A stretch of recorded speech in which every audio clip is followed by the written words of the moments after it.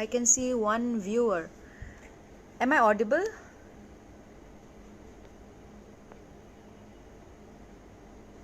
Am I audible?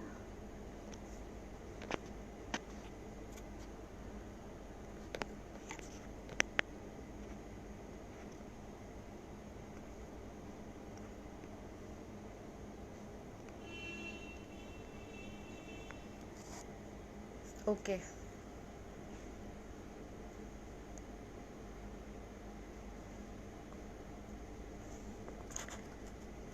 So I can see a few viewers, and so I'll start here.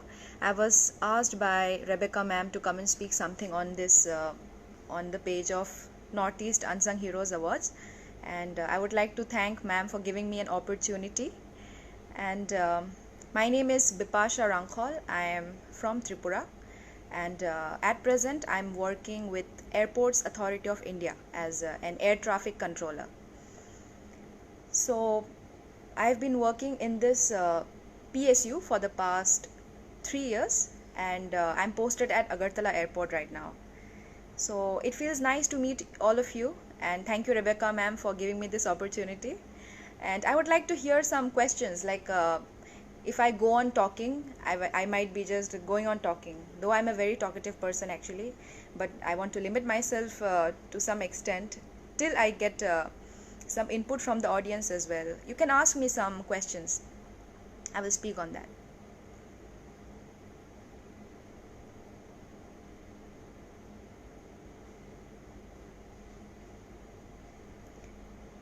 Okay, till I get some questions, I will tell about my journey. I was asked to speak about the journey I had. So I grew up in a village called Rangamura. It's in the east side to Agartala, which is the capital city of Tripura, around 50 kilometers away. So I grew up as a kid, and as a kid, when I grew up in the village, I grew up as a very naughty kid. I was very hyperactive. My parents would I was always at the receiving end for beatings, and mischievous, and I used to play whole day, and I was very reckless. I played a lot, and I also used to stay. When I had school, I used to go to school. I was mostly not absent always, but when I'm at home, I used to be like when there was no school, I would at home not be inside the house. I would always be outside in the in front of the house, or else in the fields playing. And after some years, we shifted our place from village to Ambasa, to a town called Ambasa. So Ambasa is a small town in Tripura where I spent a few years of my childhood there, and I was in boarding school. And so since I can see viewers now, I would just like to say that as a kid, I was kept in the boarding school at the age of 7. So at a very young age, I experienced boarding school. I experienced hostel life, and that's all. Experienced hostel life. And if anyone would like me to share my experience about the hostel life, it was very tough, and I was bullied. I was never a bully in my life. I was bullied rather. And I used to feel bad, homesick, but at the end we all go through this, and I somehow passed the hostel life. And after that, I went back to my parents, and after some years I came to Agartala. And at Agartala I had my schooling, and the cultural shock that we have. Okay, I can see hearts there. Thank you, Elias. So in school, shifting from a small town to a city, I had cultural shocks. I got cultural shocks because I was not very much used to the kind of culture they had here in the city. As a kid, just like a normal kid, the way of teaching was different. It was very different from the one I faced in a smaller town. And the lifestyle, and also the most important was the rules of the school, which was so tough. And anyway, now keeping my story aside, I would like to answer one of the questions by one viewer, Elias. He's my friend. He's a very good brother. So what is the most interesting part of being an ATC? Okay, ATC is actually it's like driving, you can say, just driving, riding a scooty, a bike, or any kind of traffic. It's dynamic, and we have to at the same time dynamic, but you cannot make wrong calculations. So the most interesting part of ATC, which people might not know, is no 2 days are same to us.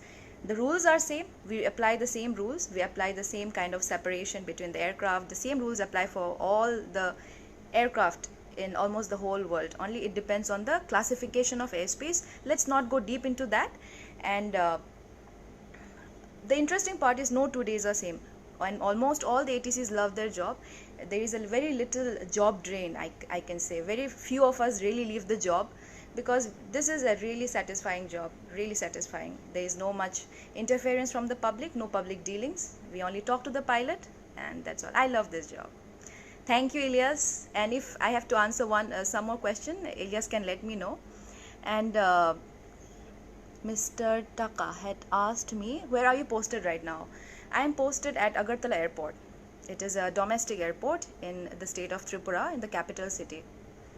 I am posted here, and it's a tenure posting. My tenure will be ending by next year, and after that I might have to, if I am transferred then fine, but I think I would be applying for retention. I would like to stay back. Warsons, okay, thank you so much. Thank you. Thank you, Arunachal Pradesh. Thank you. Yeah, thank you so much. And I had visited Zero last year, and I really love Arunachal Pradesh. It's not being very partial or something. There are good things in every state. And one thing I loved about Arunachal Pradesh is that I could communicate with everyone.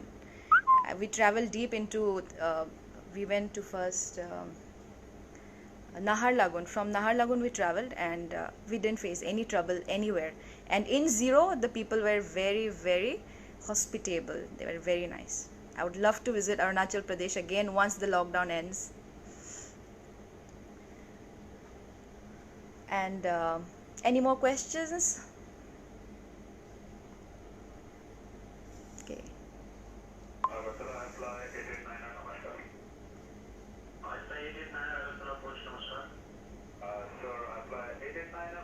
And can you hear something in the background? Okay, thank you so much. Thank you so much. And for information to all the viewers, I'm right now in my office. I'm in a different section called approach section, which is closed right now. It might open in the evening at 4 p.m. So till then I have little time, so I came to this place. The tower is different. The tower is in the on the other side of the office building. So I'm here. Thank you. Thank you. Mr. Kame he's asking me, thank you sir first of all, and he's asking me criteria for the job.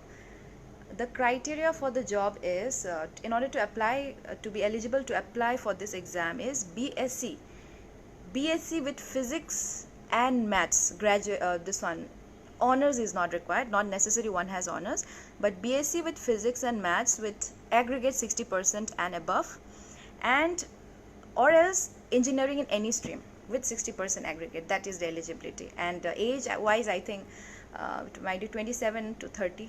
During my time it was 28. Thank you so much. Okay, I can see another question. Rakshit Debbarma had asked me, is asking me, what does a normal day for an ATC look like? Normal day for an ATC is, it depends on the traffic. The place where I am working right now is Agartala. We don't have so much movements, and after the pandemic, after this lockdown, the movements reduced drastically, affecting the revenue also. Let's not get there, because really I'm scared of that. Just afraid of a salary cut very soon. I hope that doesn't happen. And every day it's nice, but we have to be alert. We cannot just sit and play with our mobile or just sit and talk. We have to always be alert. There might be some aircraft calling us. It can be during weather, bad weather. An aircraft from Bangladesh airspace enters into Indian airspace and gives us a call. And apart from that, there are helicopter movements. So every day for an ATC is just like, as I said some minutes ago, it's like driving. For us, it's every day is a new day with traffics. The same law it is, but different situation. And when it comes to busy airports are really busy. Like I was posted in Mumbai. I was not a controller there. I was an assistant controller. We have to undergo certain trainings to become a full-fledged controller, as a rated controller. That takes time. In Mumbai, the movement was so huge, and I saw my seniors working, and they were like, they don't have time to drink water also. They cannot even drink water. Water will be here. They cannot drink water. They have to continuously. So they have to say Air India 123, descend 7,000 feet, or SpiceJet 1, 2, 3, 4, climb 8,000 feet, turn right heading so and so, left heading. It's very, very busy in big airports. But for me at Agartala, it's slightly less stressful. And yeah, we have stress allowance. So for Agartala, there is no stress allowance. Like ATCs have stress allowance, but it depends on the airport movement. Not only airport movement, but also the airspace movement. The airspace that are under the control of that station, the controllers working in that station get stress allowance. So Mumbai has stress allowance, and that is 100% stress allowance. So if they have a rating allowance of 10,000, you will add one more 10,000 to make that 100% stress allowance. So we might be getting the same rating, we might be getting an amount of 10,000, but they will get 20,000 for that. So that is the difference. Movement matters. In ATC, movement matters. The rules are all the same everywhere, but it's the traffic density that affects our work and the outlook we have also sometimes. Because a person from a small station might not have to worry that much, and might not have to take that much of anxiety and pressure. Otherwise, even in Agartala, I have faced some times when there was traffic. After every few weeks, we have a really tight scenario where there will be 2-3 arrivals at the same time, or there might be weather. We cannot send the aircraft here, we cannot send the aircraft there. That's when we have to take quick decisions. We have to also talk to Dhaka, Guwahati, sometimes Kolkata. That time it's a little tense, we start sweating, but after that we are done. We just take rest, drink water, that's all. Thank you so much. Thank you for all the love. Thank you for all the love and best wishes. Thank you so much. It's all God's grace, actually. I'm a believer of God, and though I am known as an ATC now, but apart from the job, I think we all must also, at the end of the day, be a person, be an individual who is worth living this earth, because the world is so full of, we can see disappointments so many places, but it's important to be a good human being from the heart, which we all try to be. I'm not saying I'm good, but we all should strive for that. Thank you so much. Thank you. Hi. Warsan sir, yeah, sure, you should become I think I can, under my channel, I'll take care of the channel, and I think I can let you transmit a word or two, because like I wanted to become a veterinarian like you, but see, destiny is not the same for everyone. So like it doesn't give what we want always. So you are a veterinarian, famous veterinarian in Tripura and places everywhere, and I'm an ATC. But sir, honestly, I want to become you, and you want to become me for a day. Sure, sir. Warsan sir, I'll bring you to Tower once, and I'll let you transmit for sure, under my watch. Okay, and there is someone who is asking, who is she? Yeah, actually not necessarily I'll be known, but yeah, I'll introduce myself again, since there are viewers who might not know me. So I'm just a normal human being. I'm just a government servant. I am Bipasha Hrangkhawl, and I work as an air traffic controller at Airports Authority of India. I'm currently posted at Agartala, Tripura, and I was awarded by Northeast Unsung Heroes 2019 by Rebecca ma'am and the team, and I was awarded last year for being under the category of social, for being the first lady air traffic controller from Tripura. And there are many lady air traffic controllers in India, many. And not only lady air traffic controllers, but in every department there are ladies who have been the first officer of maybe SBI, first officer of an army, the first lady officer of navy, and also some DRDO, and so many organizations. But not everybody gets that media attention. I think in Tripura, my case was like, I got a little bit of media attention thanks to my seniors. They were very much interested. They personally took interest, and they informed our executive director, who in turn informed some journalists. So that's how I got a little bit of attention, and they appreciated my work and encouraged me for being the first lady air traffic controller. So I'm thankful for that. And but at the end of the day, always remember, there are first officers, first person, first of everything, and we should not only have first, we should have more and more of people in every field. And that's all. And I would like to encourage the girls especially. This job is actually very unique. That's why people, they don't much know about this job. Elias, yeah, your question again. What would be your advice and tips for the younger generation? Then that's a nice question. Okay, first let me make it a little elaborate. I don't want to answer just giving a very short answer. So the generation right now is very different from the kind of generation I grew up in. Kids now are very smart. They are open to so many gadgets, and they are having so many options these days, and the parents are also changing a bit. So the kids these days are already, I don't need to tell them about how to find answers. In our time, we wanted to know something, we wanted to study a topic, and we had to slog. We might have to take the answers from library, this and that, but now there is internet, there is online tutorial. So that, and not only online tutorial, you can take counseling for anxiety, depression, some mental issues online as well to some extent.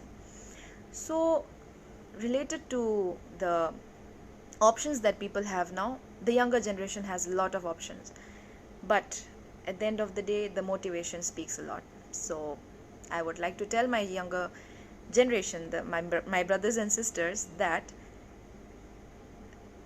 first do whatever you feel like, and at the same time, in coordination with your parents' support, family support, people around, and the people you love, and the people who you feel love you, I think you should be motivated, and never feel that you're alone, never feel you're left out or anything like that. And if you want to talk it out, make good friends and talk it out to people around you, to your good friends.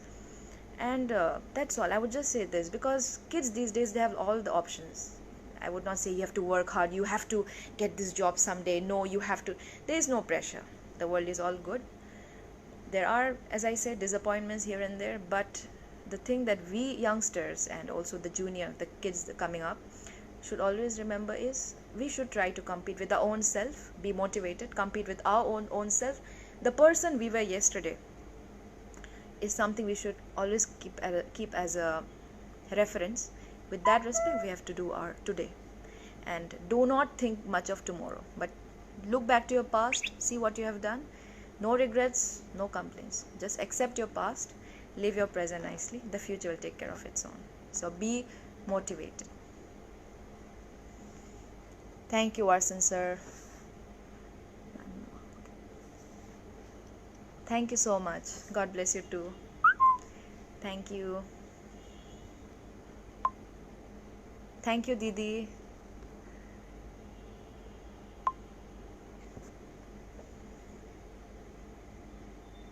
It's nice to have quite many viewers. I was actually not expecting much, but thank you so much for taking time and watching this live.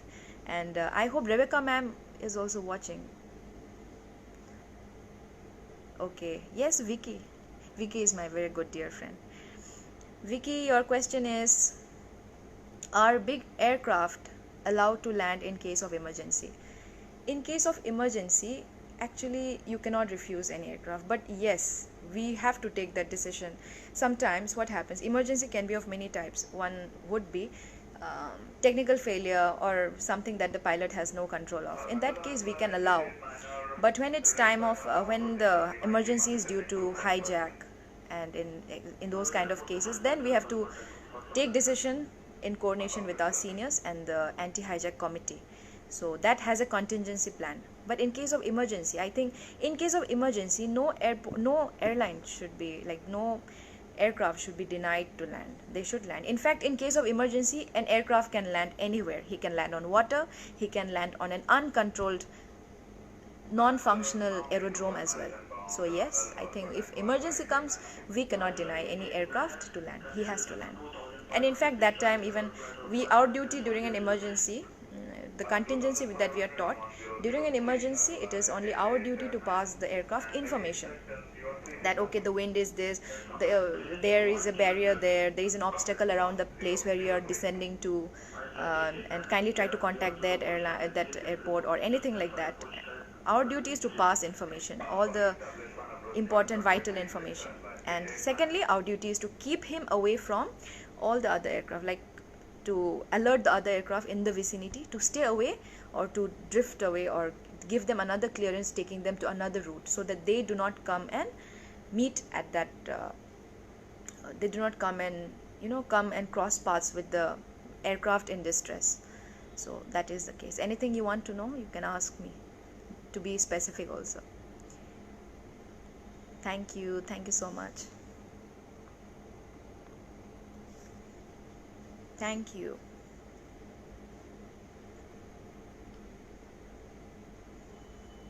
And I would like to ask the viewers also, how are you all spending your in this pandemic? We all have reduced workload. Some of them are having actually more workload at home due to studies, but we actually confined to homes now.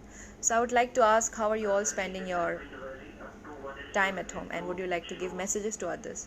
And if everyone is viewing the message together, I think you all can get the ideas. Thank you, Rebecca ma'am.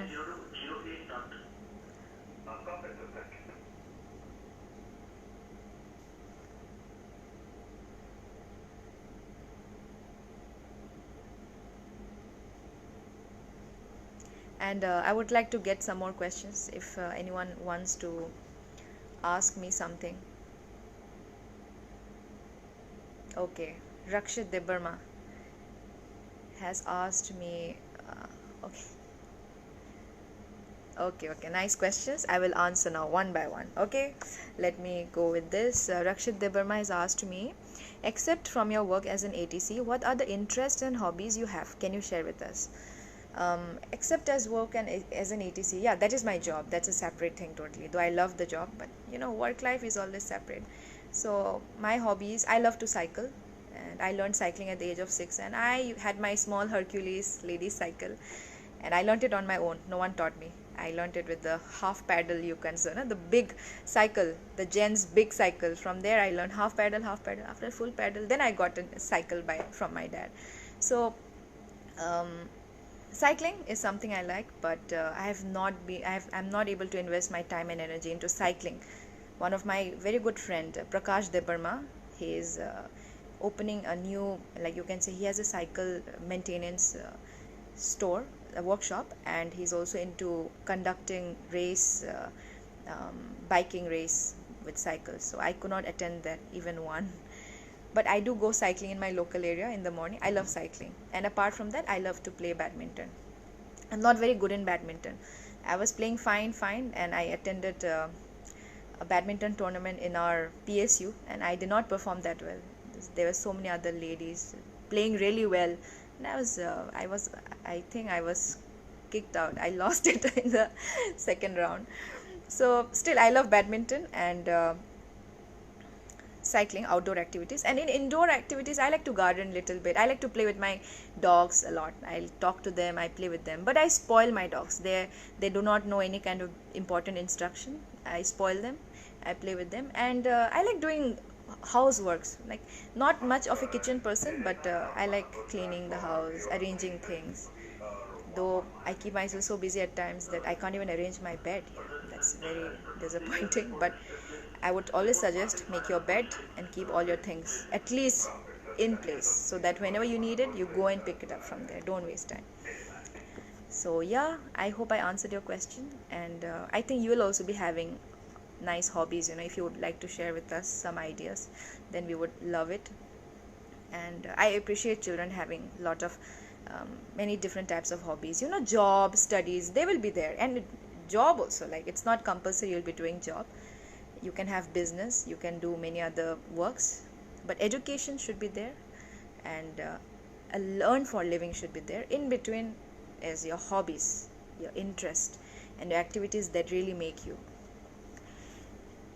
Thank you so much for the love. And after Rakshit's question, Vicky, yes, I'm just going little detail.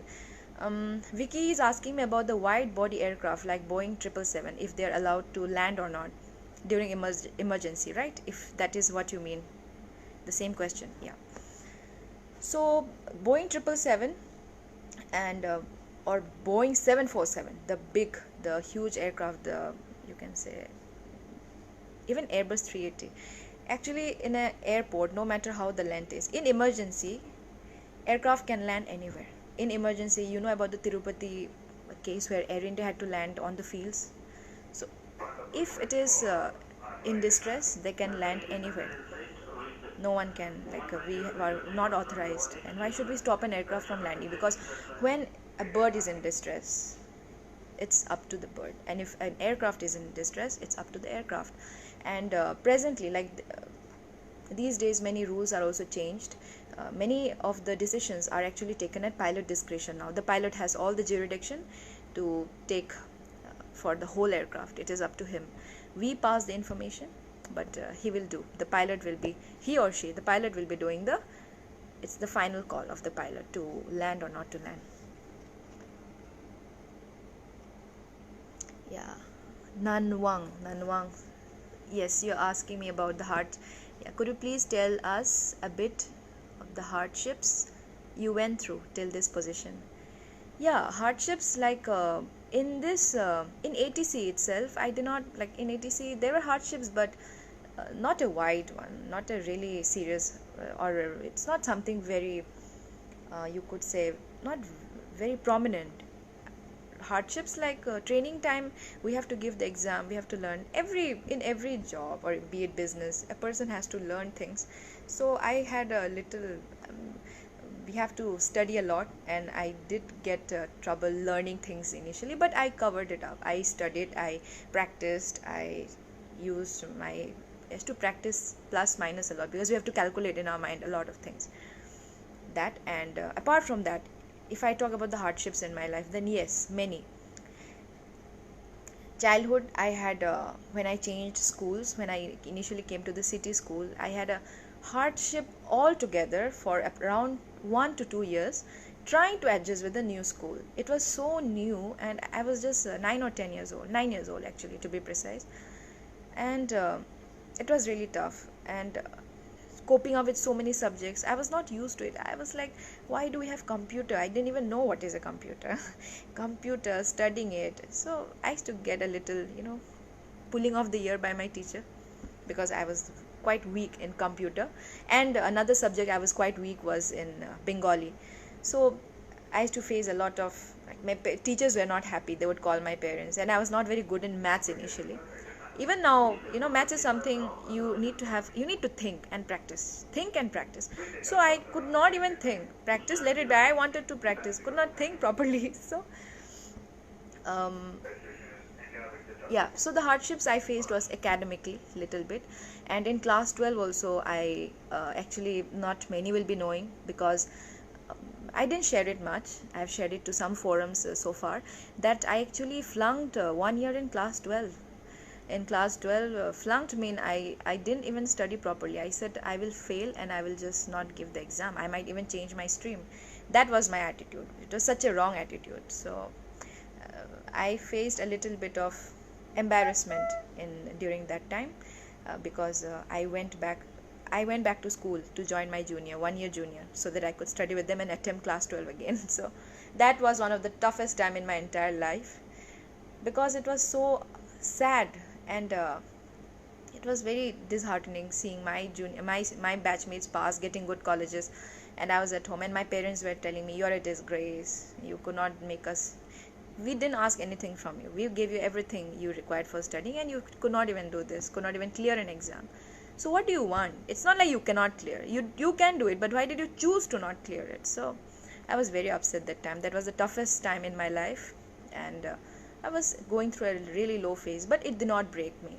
It did not break me. I said, yeah, fine. So I got back to my on track. I thought that, okay, if I have failed, not an issue. I will pick myself up and I will do it. So the next day I passed, and I also cleared the state entrance exam. I got into engineering, and I got through the state engineering exam entrance. I went for the counseling, and I got a seat in Mumbai University for electronics and telecommunication engineering. And in the college also, engineering was a little challenging. People say that you study in engineering, you study one night before. I don't believe in that. Neither do I believe that if you study all through the semester you will get good marks. It's totally a different thing. You need to really have some tricks. You need to know that it's not tough to pass. It's very easy to pass. You have to go through the questions, and I used to go through some strange examples which were many years old. That did not help me. My friends, they studied smart. Degree is like a little bit of smart study and also applying your knowledge and brain. But I didn't do smart study. I did hard work in the other way, in the wrong way. So that was tough, but I still passed. And after college, I faced a little bit of confusing time when I could not clear my exams. I came home because I did not want to work in a private company. I told my parents I'll try for government job. So I was working with a private firm in Tripura, and it was not very, it was good. I'm in touch with them, and they really love me, appreciate me. I have huge respect for them. So it was tough time that time when I was giving exams, could not clear my exams, and took me some time. I got the job after 2 years. So in that 2 years also, I tried giving many exams. I cleared a few, like there was defense exam, entrance exam, which I cleared. Interview I didn't attempt, interview I didn't go.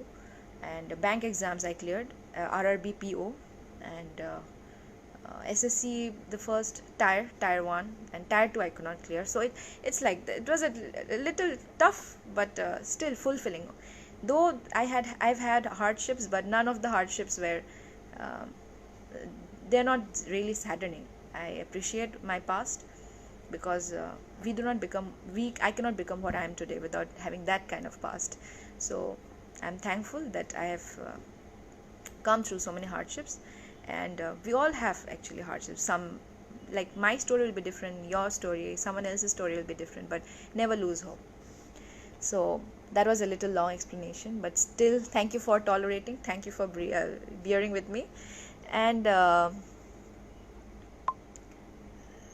Warsan sir has asked me, what is your say on the recent incident at Kerala crash?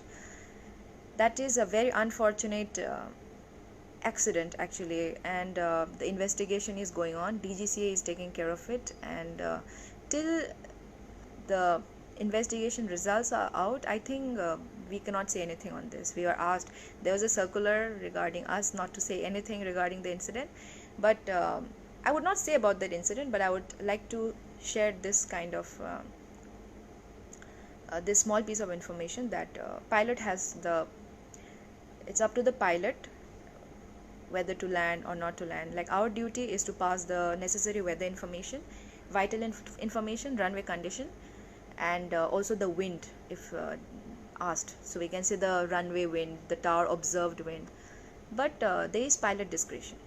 And just for a general information, it's 800 meters is in general 800 meters is the visibility with which an aircraft can initiate or come. Minimum visibility required is 800 meters. Aircraft can come for an approach, especially the ILS category 1, and ILS category 3C, they allow for blind approach, which is not there in Agartala, it's there in Delhi, I suppose. So pilot has the discretion to land or not to land, to take the decision. We cannot, as controllers, we cannot force him to land, or we will do what we feel is right. But if all the factors are somewhat favoring the runway condition and landing, we do clear him to land, and it is up to him whether he'll go for it or not. So pilot discretion plays a role, and the surroundings also. Sometimes gusting wind is not seen. The pilot will be in approach, stable, and suddenly if there is a gust of wind, it may disturb the balance of the aircraft, which happens with smaller aircraft, big aircraft. So that is a fact. And some things are mostly natural. We have no control on the wind and the rain. Thank you so much. Rakshit is also asking, what are the soft skills as an ATC must possess? Yeah, the soft skills is like speak clearly, to speak clearly and to the point, not to stammer or not to be a little nervous in speaking. I was very nervous in speaking before, and I used to fumble with my words, so that's a soft skill. And we are tested, we have a voice test. Actually, we need to have a voice which is quite, like, I don't know on what basis they will rate it or they will examine, but we go through a voice test before the interview. I went through a voice test, all of us went. They just check, they give you a paper and they ask you to read the full sentence in full paragraph in English, and that's all. I think they give their private ratings. We are not, we don't see that marks unless we apply for an RTI, which I haven't. And another soft skill of an ATC is having a cool mind. I think cool mind and taking decisions promptly without much hesitation, very clear in the mind. So that's all. Mainly the voice and the speaking, that's the most important part. Otherwise the pilots also might get annoyed if you cannot explain something. They might not be able to communicate with you properly, so that might create confusion. Thank you for your question. They were nice questions, kept me engaged, and I hope I kept you all engaged. Kinshu, yes, thank you so much. Thank you so much. Thank you, auntie. I'm so glad, like so many of my friends and relatives have come online to see. And actually I really admire so many people in my life. One of them is Lilipar auntie, who is online here. She has gone through a lot of trouble, and still she is the headstrong and strong woman I know, and that's a very good attribute. And she's very kind, and being kind is what is really tough, and it takes a lot of pain, but being kind is the best thing to do. So I really love her. Thank you so much, auntie. Sushmita Saha has this question: who is your inspiration? It's very nice to see you here. I heard a lot from Ilyas about you. Okay, so Ilyas is the one who is sharing a lot. Thank you, Ilyas. Sushmita, yes, so my inspiration, I do not have a fixed inspiration. Like, I really think I drew my inspiration from so many things around me and so many people. I see my neighborhood lady who would work at the same time, look after the family. She was an inspiration. I have a cousin who is who was battling depression, and still she came out strong and she's doing well now. So she is an inspiration. My mother is an inspiration. My father is an inspiration. And Papa is now not in a position to walk properly because he got a brain hemorrhage some years back. So he was an inspiration, because as a family also, like, there are things which I might not be a big fan of, which I see in my parents, but majorly, obviously, I admire them for the person they were. They never brought any kind of gender discrimination in me. Like, we are only 2 siblings, 2 girls, but never did they say that, okay, this is not for you, that's not for you. I was given enough freedom in my entire life, and I'm thankful for people around. And inspiration I always drew from many people around me, many. I cannot name one. And from the books I read, and I read The Alchemist during that time also. It was an eye-opener, like, so beautifully written, and my brain just got synced with the words there. It's a really beautiful book, really beautiful. And that's all, inspiration from many people around. Thank you so much. Thank you. Inspiration, yes, Albert has also asked me who is my inspiration. As I said, I draw my inspiration from many people around. There is a lady army officer who was posted at Agartala. I went to meet her, and she is Captain Bella Haubam, and I think she is well known. She was the first lady army officer, or first lady in defense, I think, who unfurled the national flag at the Republic Day. So she was also my inspiration. I met her once when I went to ask some tips about the CDS OTA interview, like the SSB SSB interview. So she guided me, and she wished me all the best, but I did not attend the interview. Later I joined this when I got the call. Thank you so much. Thank you. Thank you.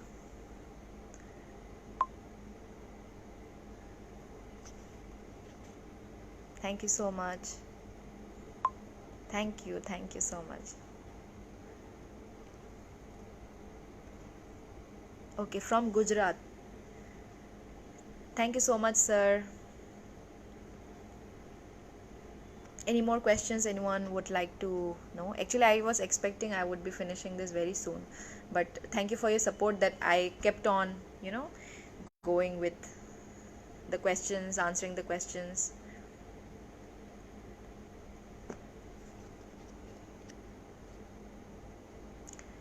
There is one more question. Okay. From Rakshit, another question. How relevant was your higher education and engineering course as in terms of application with your current job as an ATC? Like, do you get the use of these engineering maths models? That's a very good question. And actually, I didn't realize this during engineering, but very little of what you study in engineering, very little, just the core concept might be coming here. Very little portion is really applied in my profile in the job. In engineering, we learned about filters, there's so many things, but in ATC, it's not about engineering. ATC is not core engineering. In Airports Authority of India, in our PSU, in this organization, there is another department that totally looks into the technical stuffs, which is really related to the electronics and telecommunication branch that I studied, and they look into the engineering part. The department's name is Communication, Navigation and Surveillance. In short, we call them the CNS department. So if you go into CNS department, then your engineering is worth it. You will be relating so many of your engineering topics here. But in ATC, we do not relate that much. We are just the end user, and our duty is to provide separation, and for that we need the aptitude. We have to calculate fast, and if under pressure, then we really have to take proper decision. So our head has to be cool, and we are provided separate training. In the training itself, no matter you're from which engineering background, no matter how smart you are in life, no matter how street smart you are, nothing matters in ATC, because when we go for training, we are totally conditioned. We have sessions of simulation where we have to speak, we have to imagine the aircraft position, give them descent. There will be a distress case, there will be exams every week with 80% requirement. 80% is the criteria to pass our training exams, and we have them every week. So it was very hectic that time, and it's not related. ATC is not related to engineering and much of BSc as well. And that is the reason BSc in the BSc may be honors or without honors, but BSc in physics and maths with 60% aggregate, 60% and above, and engineering in any discipline. This is the criteria for applying in this ATC job, applying for the ATC recruitment. So you can understand that they really do not want pure engineering stuff also. They want you to have a aptitude, that's all. And the syllabus, I would just like to share the syllabus that we had for the written exam. It was physics and maths in one section, 60 marks, and another 60 marks is for general aptitude, where there was just few GK questions, few English questions, and mostly were aptitude. Aptitude will have profit and loss and speed, time. There was train sums, river sums, and all the kinds of aptitude you can expect in general bank exam. I was preparing for bank exams during those days. That's why giving this exam was not really, I didn't find it really tough. Though I was not, it was not like, okay, I have to become this, or I have to get into this job. I was not in much pressure. But it seemed to be little easier for me, because aptitude is something you will prepare for any exam. People prepare for aptitude even for SSC exams, and it can be SSC exam, it could be also bank exams, it could be other exams as well. Aptitude is a requirement. That is the reason it was a little bit easy to appear for ATC as well. Thank you. Thank you so much. Thank you for all your love and support, and also your best wishes, good wishes. And I would like to wish the same for you all.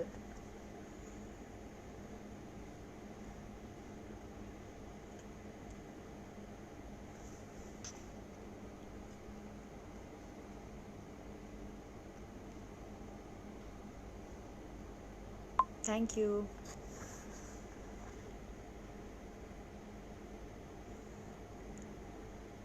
And any more questions? Would you like to ask any more questions?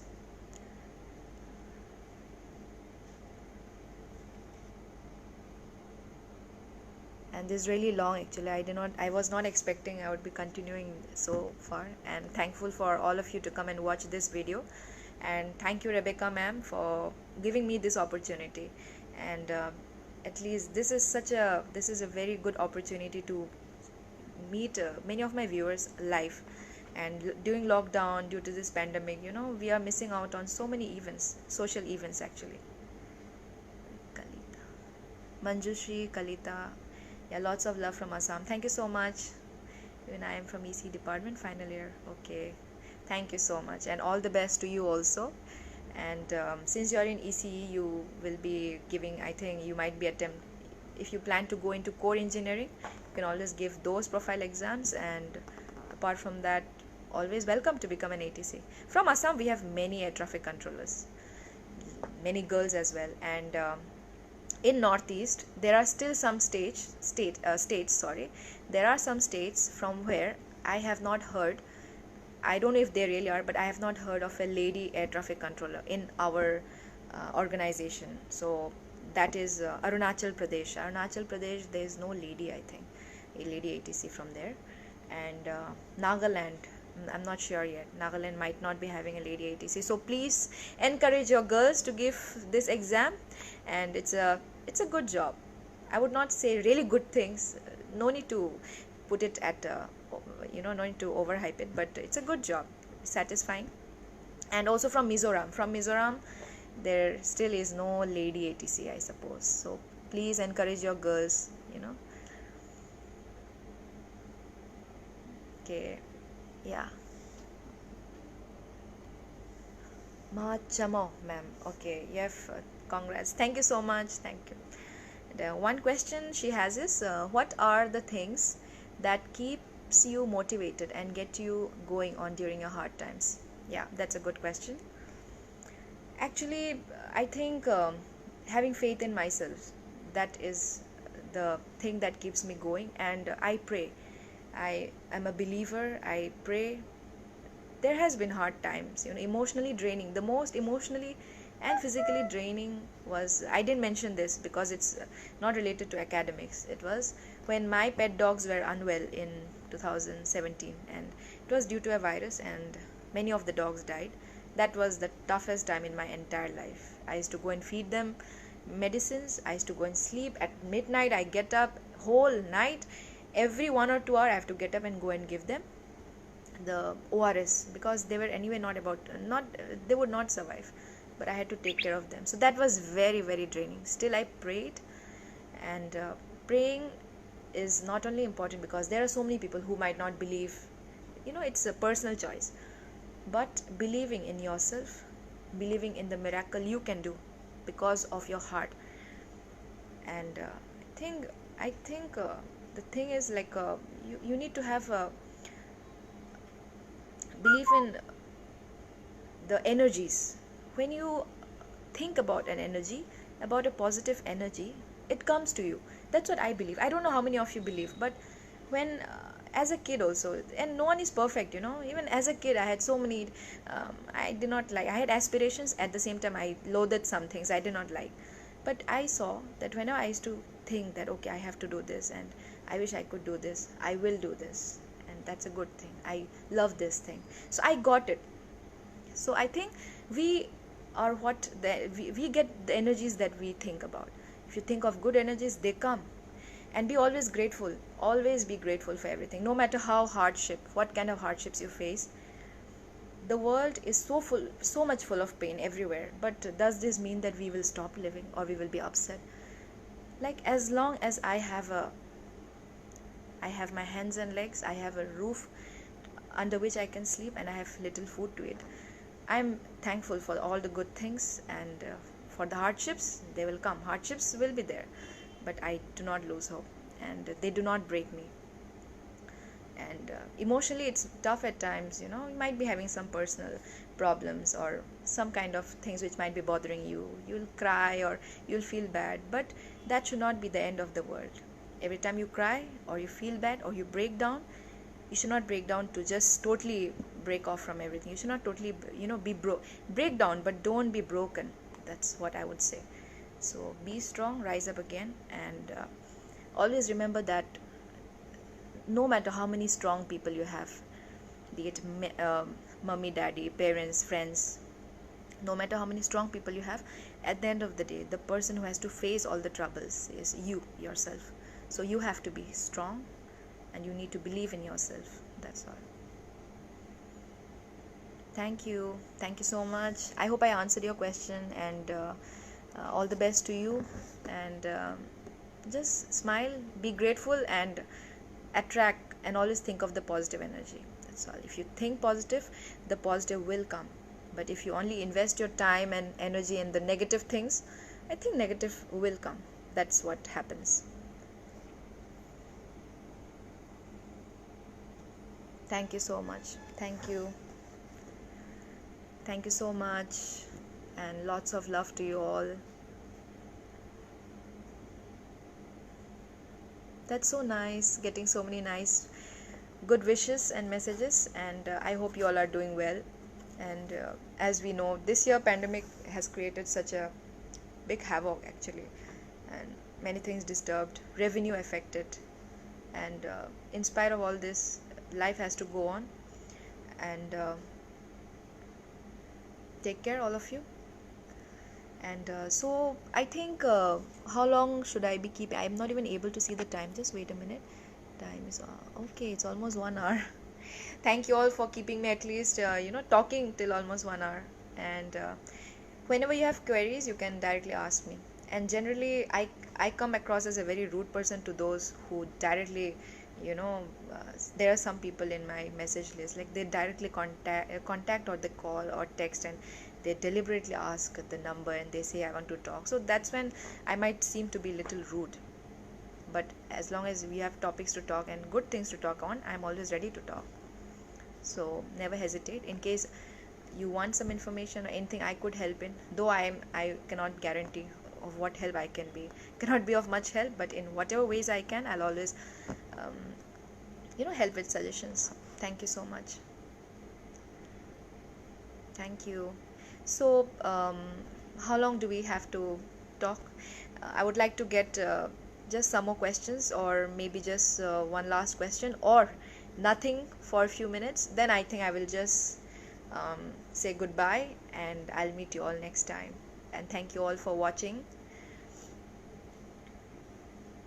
Thank you, Elias. I think, Elias, you have just sent so many hearts. No, it's okay. Thank you so much.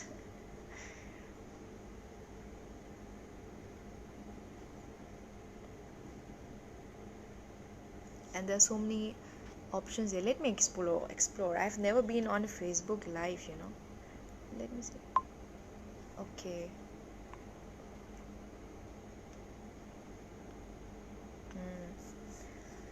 This is the first time I'm coming live on Facebook actually. I have not used it on my profile. And there is one question from Elias. Elias is so... you're really good, huh? What is the greatest risk that you have ever taken? I don't think I have taken any great risk. I have not taken, I think. Nothing is so risky. I have taken financial risk, and that is really... I have taken a huge personal loan to help ease my father's loans. So that is a really big risk, and because of that loan risk, it's not like I have an income, thankfully, but it is tough for me to manage things. I have to now be careful, and that's actually financial risk actually I've taken. But even that doesn't break me. Initially I was little upset when I saw that, okay, we have these loans, we have this EMIs. I broke down for that night, and I was literally crying. I was very upset. I said, no, this cannot be. How can I'm such a small kid, how can I pay so much? What is this? So I next few days I sorted it out. I took financial aid from a bank. I went through. It was risky, it cuts a huge EMI, but I at least got rid of some of the tough challenges of finances my family had. So that was a risk, and I still am paying for it. I'll pay for the next 4 years. So that is the risk. Thank you, Elias, for your question. And academically, risk I have not taken. I think only time I really risked myself was um, when in class 12 I decided I will not study. That was a really crazy risk for which I had to pay I had to pay 1 year of my life with that. 1 year is a big thing. And when we grow older, we realize what is the importance of 1 year. So as a kid, when I decided that no, I will not be giving this exam, I took my exam lightly. That was the biggest risk I can say as in academics. But still, maybe that made me what I am today. So I'm thankful for that also. Though that is a big risk, and I would not suggest people taking these kind of risks. Are very stupid risks. So when you take risks, my dear friends, always remember, when you take risk, take calculated risk. The risk that is worth investing in for an output which will be much greater than what you are risking now. In that case, you take risks. And our job is also about risks. Air traffic control is all about taking calculated risks. Sometimes we know that something might not be a very common practice, or something might not be like, these are general risks which we are taught and trained for. Suppose I can see an aircraft coming, about to land, though he has not yet landed, he's in approach, and I believe that this aircraft will take off. For that, as long as I can keep the spacing, I can risk a little bit of the spacing, I can reduce the spacing a little bit. At the same time, like, I'm risking this little space, but at the same time knowing and being reasonable, there is a reasonable assurance in your brain that yes, he will take off, and I can ensure that they will be separated even after 5 minutes. Now they may not be separated to that level, but this will not increase. That's the kind of risks you take. So in our job, we do take calculated risks every day. And in life also, I would always suggest, take calculated risks. Don't take stupid risks. Always take calculated risks. And the things, you should know what to invest in something that will be yielding good amount, be it anything. Invest not only in finance, but in the people. There are so many people around us. Some people might be very negative, and with some people you may not gel along. So do you think it is worth investing your time with someone who might not be giving you good vibes? So that's all. The small little things you have to take care.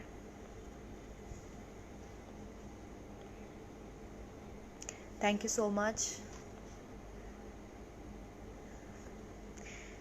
Thank you, Rebecca ma'am. And Alex, Mr. Alex has asked me, I think he has just one dreams you want to achieve. I would assume that is a question. One dreams you want to achieve. What dream I would want to achieve? I have a dream of opening animal care center, and not animal care center, especially dog care shelter. So I have a dream of having my own land where I don't want to collaborate with anyone else, because I have done a little bit of work with this person, that person, not very comfortable with sharing my ideas all the time. But I want to have a nice place with enough water, plantation, and where I can keep dogs, the stray dogs. Among all the animals, I feel like I'm little bit I have a soft corner for the dogs, because they are the most ignored species. They are not like the cows or goats who have a commercial value. They do not have, generally, though they may have a commercial value in some parts of the country. but or maybe outside the country, but in our society I do not see them getting that kind of importance. So I would like to open a dog care shelter in future, anytime. That is the only dream I have. I keep telling my mother also, and my mother is like, she gets a little fed up. She says that, yeah, this is the only dream you have. You live for that and you'll die for that. That's all you want. You don't want anything else. I said, no, I don't want anything else. I'm not much a big fan of money. I have no much investments, but I regret that I didn't invest much, because it might be a hindrance to the dream that I have, opening dog shelter, because I need land. I will need some manpower, some people who will be, willing to love the dogs that I keep. So that will take a little investment in people, investment in money and the land. So that's the thing. And thank you, ma'am, Rebecca ma'am. And Elias has asked me not asked, he has said 1 year loss might be a loss, but if you have learned something and grown from that 1 year loss, it would seem that the loss was not actually a loss, it was a great gain. Okay. That's a very, yeah, that's true actually. And as I said, look back to your past and learn, but do not live in the past. We all have had our struggles, and it's good to learn from that, not to live with it, not to be tied with the regrets we have. If you have any kind of regrets, yeah, I have had some few regrets, but it's all fine as long as you can take care of your present is the most important. We have to take care of the present. Thank you. Okay, we have some viewers now. Okay, hi, thank you so much. So I think should we end it here? We will wish each other bye bye, and anything else anyone would like to say? If let me check the time. In some time, if nothing is no message I get, then I think we can close it down. We can say bye bye, I think, in few minutes, if I don't get any further queries or messages. And it was nice interacting with all of you. I really enjoyed, and I hope you all enjoyed the same way that the same way I enjoyed making it. Just 1 minute. हाँ बोलो. Okay, no problem. And after this, I would be going to Tower, and I'll be going to Tower and taking over the channel for some time. Thank you everyone for watching.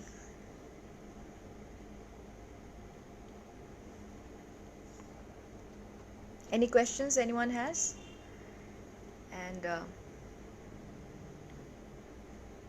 And kindly, I would just a request to everyone, you can follow this page, and they are doing really great by finding out the people who are doing extraordinary works for the society. And I came to know about this page last year, and I was awarded at Mumbai, and I was actually going there for a badminton tournament. I happened to be there, so it was very nice, and I do not feel I deserve this award, because it's about unsung heroes. I don't feel I have done anything extraordinary. It's just a ordinary person with ordinary dreams doing ordinary works, but still I feel privileged that I got this opportunity. And if I could even inspire and help someone out with my ideas, or even could do something, then I would always be happy. Thank you so much. Thank you for all the good wishes. Thank you so much. Thank you, Alex. Stay safe. And Saurav Ghosh, yes, you were a trainee in Tower last year. Nice to know you came and watched. When am I marrying? Shashwati Das has asked me. Marriage right now, not in my plans at all, though my mother says that I should be getting married. I'm 27 now, but marriage not in my plans. And it's not like I don't have any, I have had some perspective, I met some perspective people, but so far nothing worked out. So marriage right now, no. And I think I need to be a little bit more financially stable. Otherwise, who would like to marry a person who is having so much of financial issues? Not issues, I would say some kind of responsibilities I have. So even at home, we are only two girls, so I'm the elder one. I have some plans at home. I want to complete, it's an incomplete house. I want to complete the house and keep my mummy daddy happy. At least they will get that kind of house which they dreamt of. At least their dream was they don't dream big. They said, I just need this floor. At this floor I want this veranda, I want this kind of stairs, I want this kind of garage. So I'll make that, and after that I think I can think of marriage. And once I think of marriage, I think it will not take much time. I'll just get married, that's all. I'm not a big I believe in the institution of marriage. I believe marriage is a covenant. So whatever it is, I will go it with a full mind. I should be very much convinced of the decision I'm taking. So right now, not mentally prepared, but I hope after some time I would be. Thank you. Thank you, Warsan sir. God bless you too, sir. And Warsan sir, you're not in Tripura. I think you're at home now. I hope to see you soon. Some works lying out here. We have to visit the hospital and get the treatment of our dogs. Alex, yes, hope to visit the dog shelter home someday. Yes, surely, if I make a dog shelter home, I will never politicize it or anything like that, but I will surely, try to publicize it and bring it into the notice of some people, so that I can have guests and some people can have a look. And I really dream, I hope, by God's will, if everything works fine, I will be able to open a dog shelter someday. Thank you so much. Thank you so much. Thank you, Evelyn. Evelyn might be knowing that I have opportunities to share my ideas even in our local community groups, but time constraints, and our timings do not match. This year, due to pandemic, so many programs are just they got cancelled or they could not happen. And last year I had so many opportunities to meet people, but due to official work or due to a organizational level tournament, I was outside, and during that time there were 2-3 events I missed. So let's hope we all meet soon. And thank you so much, and lots of love to you all. And my message, the last final message I would give to the youngsters, is that always be